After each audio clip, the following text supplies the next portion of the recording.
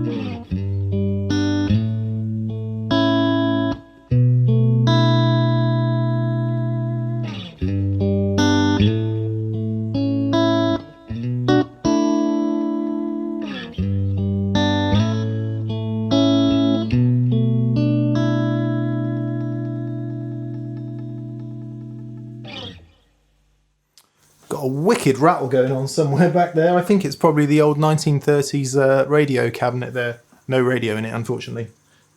Okay, let's try a bit of home territory for me. Neck pickup. Gladio is going to be on the slightly less gainy side. Bit of bluesy stuff in C.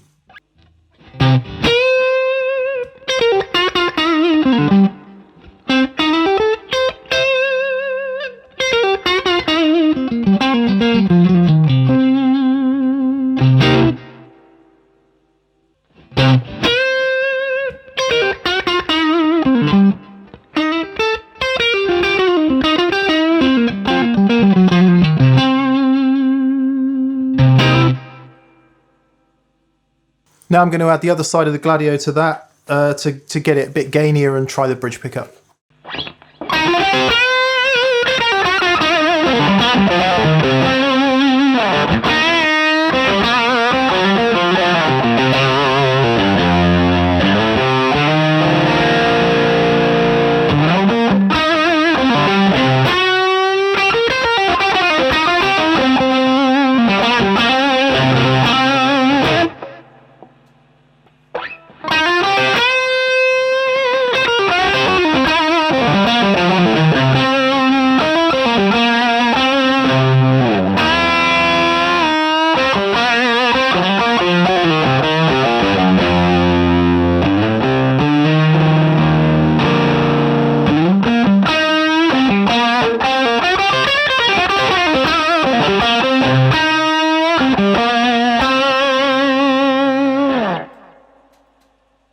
Finally, one last sound. I'll go with the belly pock on a kind of a slap type setting.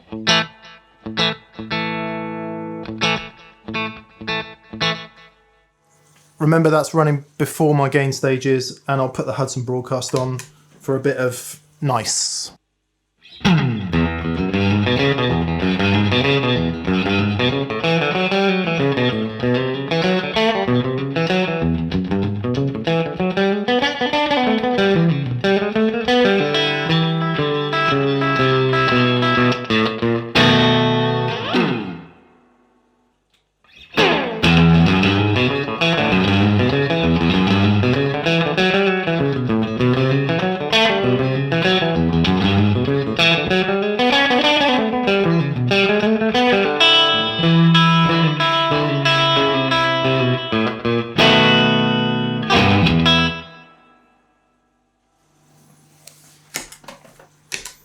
Okay, next stop, Ron Ellis 5060s, Rabea.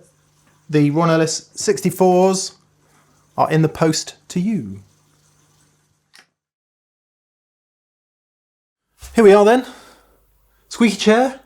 A little bit, not too bad. Time to wire these 5060s then. So nice aged pickguard there from Crazy Parts.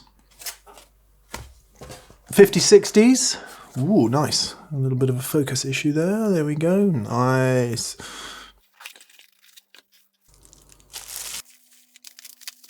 So let's have a look at one. Formvar coated, which was more common before they made the change in 1964. Sweet! While we're here, obviously I need some other parts. Here are my other parts.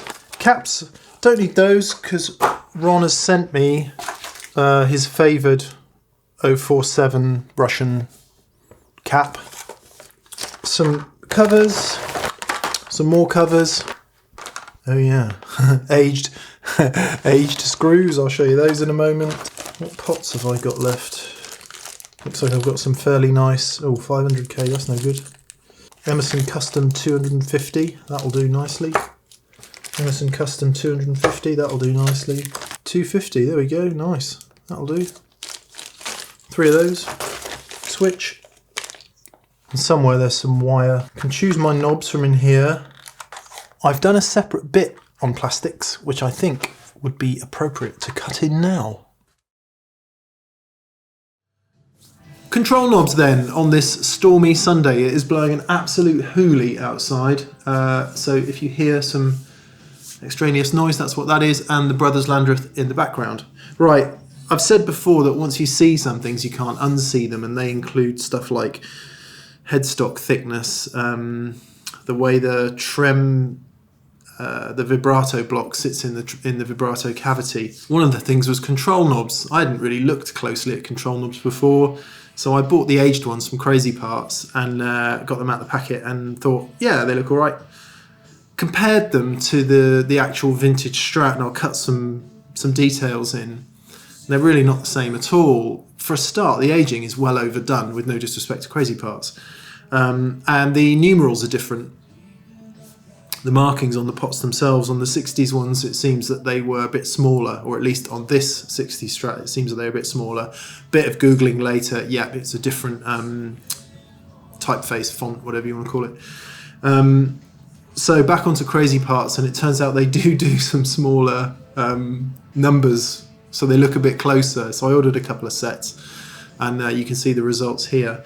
Again, I thought they were a bit overaged, so I just got a toothbrush and some washing up liquid in a bowl and cleaned them off a bit. I think I've ended up with the proper nylon ones with the correct, or the numerals that are much closer to the old ones, and I'm much happier. I think it looks way better.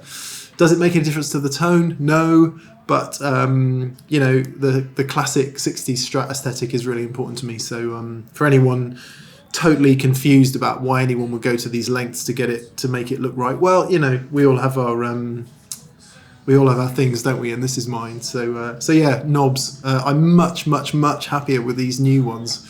So yeah, the rabbit hole. Actually, no, this rabbit hole has ended. I don't need to do any more tunneling. I've tunneled down, I've discovered what I was looking for, and I've tunneled back up to the surface again. So yeah, that particular rabbit hole is over, thank goodness. I think these ones look really good.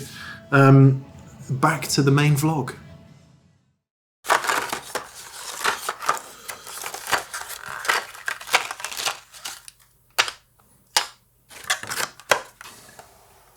Okay, what do we think then?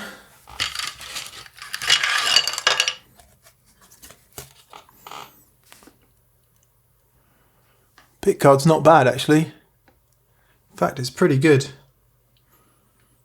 Bevel looks great. The crack here looks great. The colour looks pretty good actually. It might be a little bit greener, but I don't mind that. One thing I've discovered on blue is that the more parchment coloured it is, the less it goes well with the blue, whereas the slightly greener one seems to go better. So that's good. I'm pleased with that pickguard. And then pickup cover, colours. Yeah, that's tough. So it's looking like these ones that have gone slightly, the slightly yellower ones look better to me actually. Don't know if you're going to be able to, if there's going to be very clear kind of colour contrast from up there, but these ones look better to me, less anemic, so we'll go with those. It's funny, you know, what your brain tells you about what things should look like, then when you've got the real thing right in front of you, everything kind of changes, and you remember, and you don't remember, you are shown what it should be like. The aforementioned knobs section will be of some hilarity. Neither of these are right, as you'll see. The right ones are actually on blue, I mean, it does have the small numbers, so they'll do. And when I get the ones back off Rabea, I can put those back on. So anyway, we'll go with those. Creaky chair. Right, that's it for now. Let's assemble and wire the board.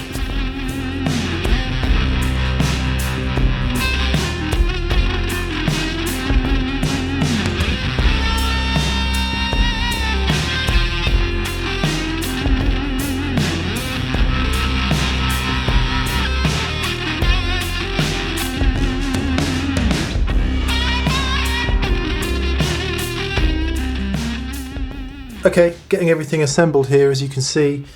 What's interesting, I've just looked at the 5060s, and the bridge pickup has the enamel wire, and the neck and middle have the heavy form bar. So this is really interesting. This is super interesting.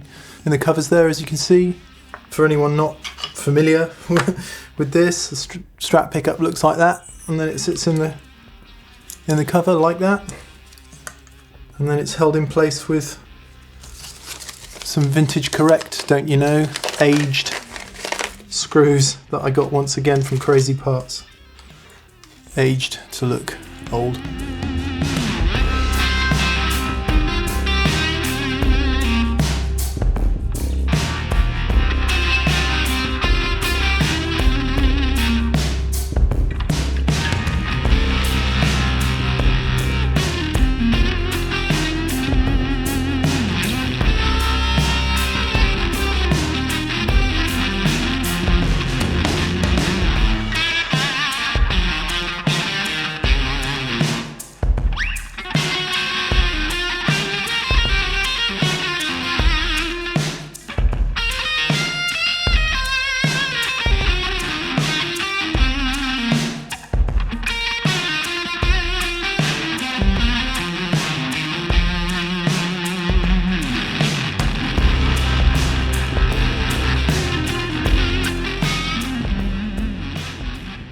Okay, so I'm moving through this at not an embarrassingly slow pace. I like to go slow because to check and double check and triple check all the joints. I put a new tip on my iron, which seems to be better than the previous one in terms of heat transfer. So as you can see, I'm about to do this wire here. I've tinned the wire, so it's already coated in a little bit of solder. Heat the joint, apply the solder, and away. Clean the iron, shaky camera, and that, you know, that's a pretty good joint, I think. I've taken the decision in this guitar, I'm going to attach the bridge pickup to this tone pot because that's how it was in blue originally. There's bits that I really like about the no tone on the bridge pickup, but I think ultimately it's more a hindrance than a help. So I'm going to do that, and if I don't like it, it's just one easy wire shift. So this tone pot, here you go. The neck pickup tone is connected to this lug. The middle pickup tone would be connected to this lug, which is where I would put that wire. But I want it on the bridge, so it's this lug here. So we'll tin that one. Sorry, that's probably out of focus from what you're looking at, but that's the way I'm rolling these days at these lovely depths of fields. Oh, still a bit hot. So we're going to put that one in there. I'm just going to put that in there. Same process. Heat the joint. Get some heat into the joint. Apply the solder. Let it flow. And away. And then hopefully that looks like it's a pretty decent joint. Yeah, a bit ugly with the wire sticking out the top there, but hey. Yeah, that all seems pretty good. Okay, I'm going to go ahead and do the capacitor now.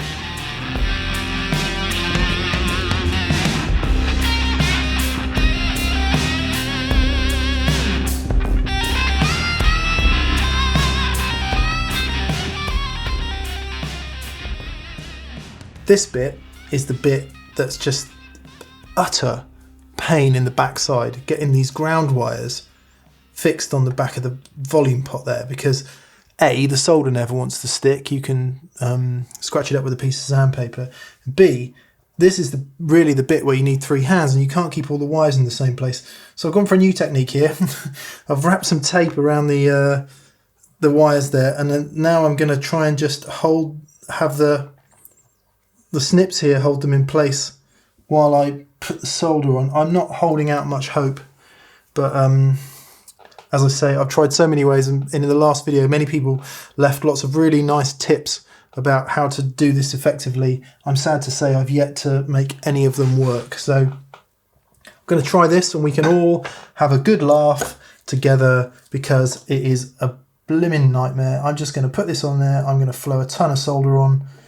I've got a feeling it might not work because the back of the pot's not hot enough, but anyway, I'm going to just flow a ton on there, and with any luck, if I can just conduct enough heat, oh, this is awful, to get that solder flowing. And I daren't leave this iron on that pot too much longer. Nope, see, it's just not going to take. Oh, it's so annoying. So annoying. And it is on there. So I wonder if I dare just flow the solder again. But again, I'm kind of, you don't want to put too much heat through that blooming pot. Oh, it's so ugly. It's so unbelievably ugly, but it might be on there.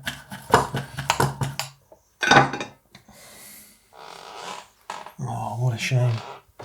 Oh well. It is on there at least, so I wonder if Emerson tinned the back of their pots there. Make sure that's... Yeah, it wasn't on long enough to really damage it, I don't think. Alright, actually, despite my moaning, that seems to have worked. I mean, this is ugly. This is really ugly, and I'm sorry. I apologise for my ugliness. All done, apart from one last wire. Just check my wiring diagram. So all the pickups are connected to the hot. Yep. The tone pots are connected to the switch. This master wire here is connected. The cap is connected.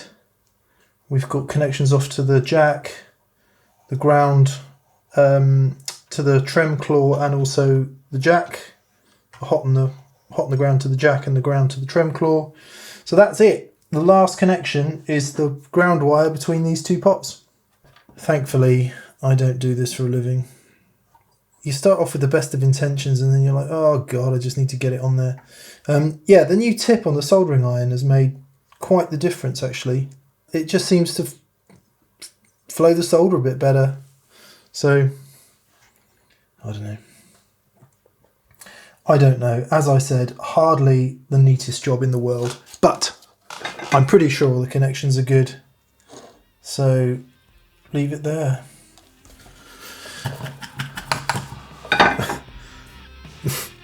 Particularly nasty looking joint for my last one. There you go, done. So now I just need to put it in the guitar and see if it works.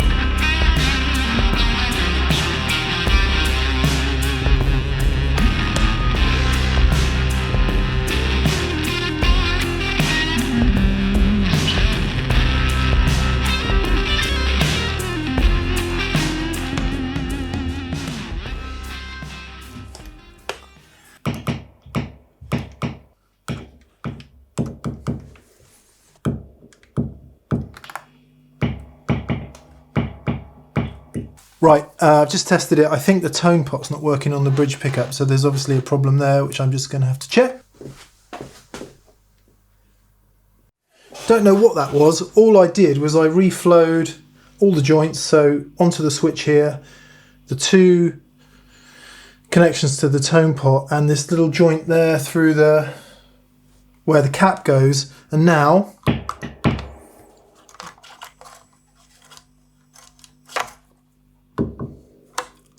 now it's working. So obviously just the joint not quite right there, but maybe as a fault finding exercise, if you ever find yourself in that problem, is that my first instinct was to reflow the joints. That worked. Happy days. So let's get this back in there now.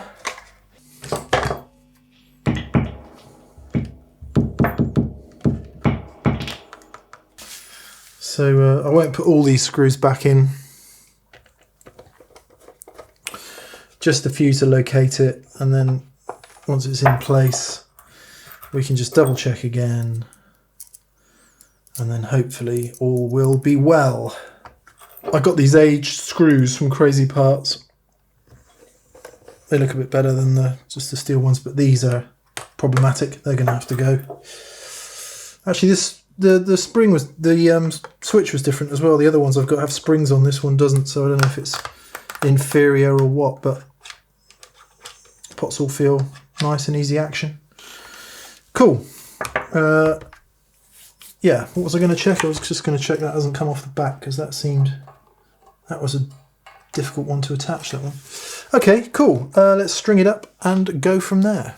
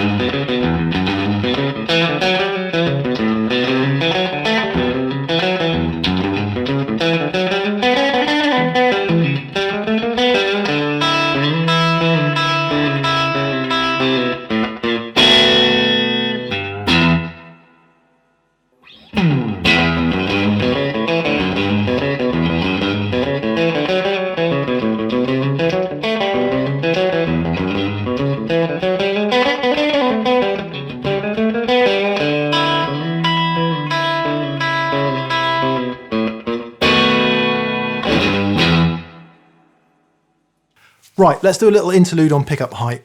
It's not rocket science, it is the distance between the top of your pole pieces and the underside of your string. And if you follow the manufacturer's guidelines, which is a pretty sensible place to start, you will need either an analog measuring device or a digital one. No prizes for guessing, I prefer the analog one. And the way that the manufacturers usually tell you to do it is to fret at the last fret, measure the distance between the top of the pole piece and the string. And they will quote some indecipherable number of 30 seconds, 8/16 or 64ths. We move in millimeters here in Europe, and my eyes aren't good enough to be able to see that even with my glasses on. Actually, it's not too bad. It's about 2.5 millimeters, which is, I believe, kind of what it should be. Anyway, should and shouldn't.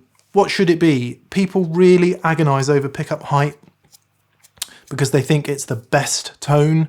Your ears can be very easily deceived into thinking that the loudest tone is the best tone. It's not always the case. Because as things get louder, those little tiny micro differences at low volume can become really massive dynamic things at high volume. I'm not going to alter the pickup height on the 61. It's set up pretty good. I love the sound of it, so I'm going to use this as a reference. I'm going to play a couple things, then I'm going to change the pickup height on Blue, high and low, and we can... I feel like a school teacher waving this around. And we can get into that. So, yeah. Let's do it. And we're only going to do the neck pickup just to kind of prove the point, and so this doesn't take hours.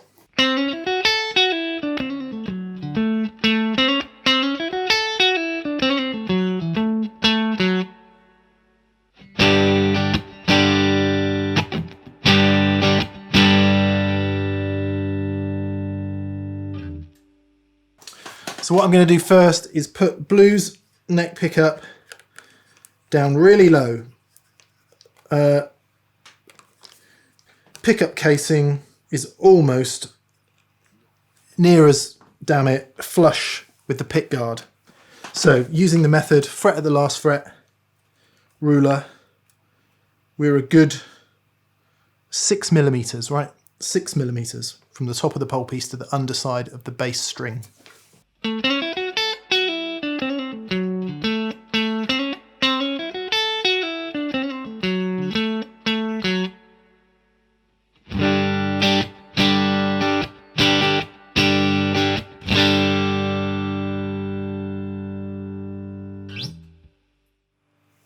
I'm now going to raise them up as high as they'll go, which for reasons we will discover you also don't really want to do.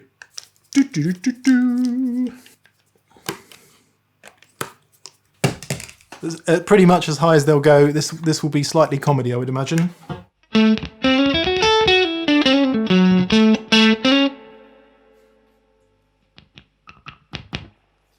So first up, the strings hit the pole pieces and you get nasty... you get stuff you don't want. Plus, you heard how much louder it was and how much more overdriving it was on the G string there. So obviously the sensible place is somewhere in between. But where? That's the question. Extraneous notes on Strats, particularly on the neck pickup.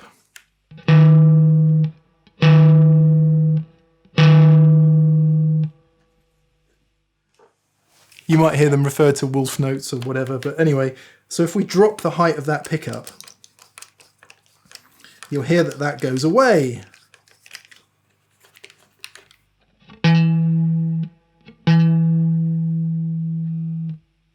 But there's still a bit of a weird resonance, so it still needs to go lower, I think.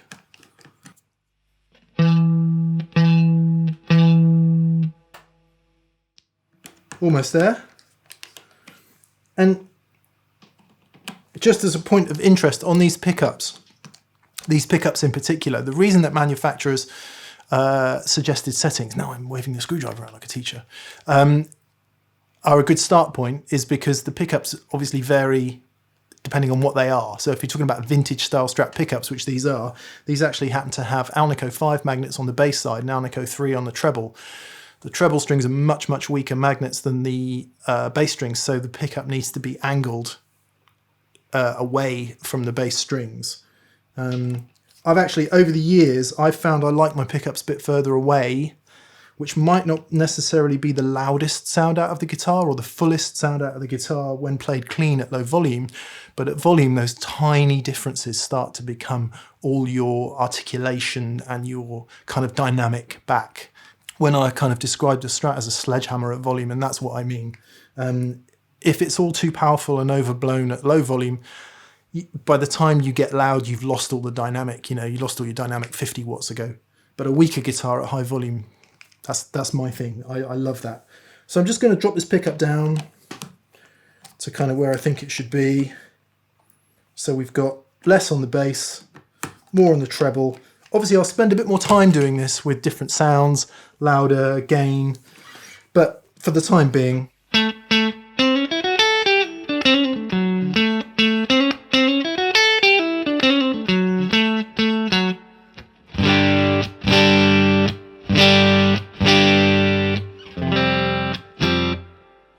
pretty happy with that. I hope that's kind of helpful. As a massive generalization, there tend to be two kind of people in the guitar world. One who are absolutely obsessed with measurements, heights, you know, getting the spec absolutely right. And the other half, which is where I definitely am, is don't worry too much about that. Just use your ears, adjust it up, get it to the point where it works for you. Because obviously things like string gauge, magnet types, fingerboard radius, how you play, whether you hit hard or softly, all has a massive effect on where this is going to work for you. And that's all really important, because getting it in the right place is where you remove that middleman, which I've talked about before. The guitar starts talking to you and it's not saying put me down. All right, I couldn't resist it. I've come to the studio, I've got to hear it loud. I just have to. I'm going out of my mind at home, not being able to hear things loud. For anyone worried about social distancing, I live near to the studio. It's a very short journey. No one else is around, so no one's in danger. In any case, I come here on a Monday to do VCQ with Dan in. But so please don't be annoyed about that. More to the point. Finally get to hear this guitar loud. I've just been playing it and it's like, oh my goodness, oh my goodness. So let's start. Let's go back to the 61. I'll just play a couple things. I'm not going to play anything too routine. I just want to get my head out of all of that. I just want to play the guitar.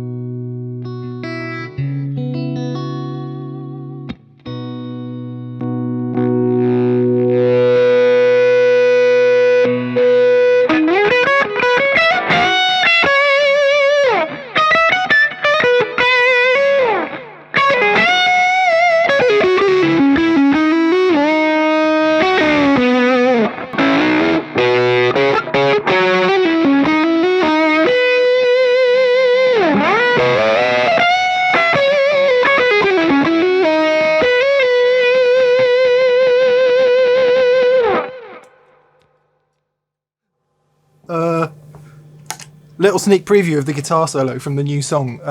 I've been working on it and I thought I'd just play it. Wow, okay. Time for some conclusions, I think. Rewind then. When I started this over a year ago, I was frustrated that this guitar, Blue, my 2001 American Vintage 62 Strat, was a bit lackluster compared to something like this, having had the luxury of playing a bunch of old 60s Strats. You know, could I get it to sound like this? Well, I think we took a step closer. It's never going to sound exactly like it. I think I knew that when we kicked off.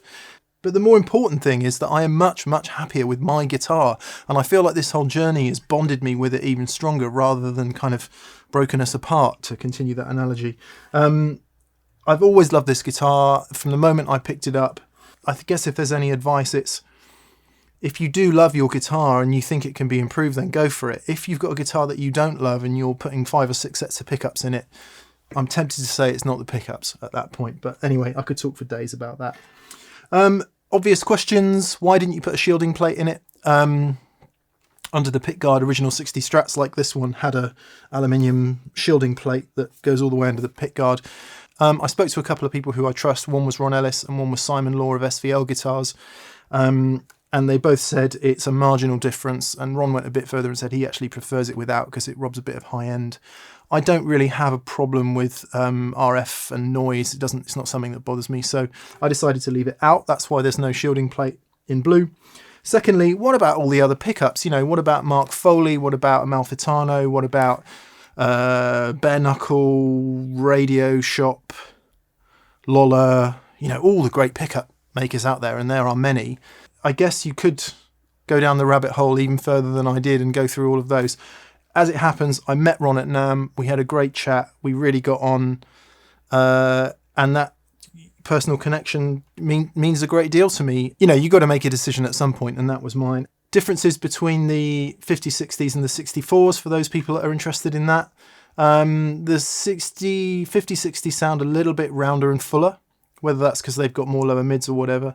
And the top strings have less attack. It's a feel thing, but not in a bad way, in a kind of rounder, touch-sensitive kind of way. The 64s just felt a bit kind of greasier and more urgent, and without wishing to sound negative about it, kind of a bit shabbier on the top end, you know, out come the adjectives. And having heard them, it would be weird to be without that sound now. So I rather suspect either the 64s or the 50-60s are going to end up in Blue, and the other set in Transit Van. I think the 50-60s are going to stay in Blue, to be honest. Having just heard it at volume, had the 64s in there for a couple months, and you get to really know them, and I think that's important. So there'll be a period of doing that once we get back out of COVID, and Dan and I can start filming some shows. And more to the point, hopefully making some music. It is a bit out of context to sit here kind of comparing tones week in, week out. So I want to hear them in the context of some actual real music. Goodness me, imagine that. So yeah, I think we're done. Blue, my old buddy, we are bonded again, and I am vastly enjoying playing you. You are my guitar, and I think it's always going to be that way, which is a nice place to be. So there we go. I think I'm done. Very happy. Thanks for watching. Please subscribe to this channel, and there'll be more of this stuff coming soon. See ya.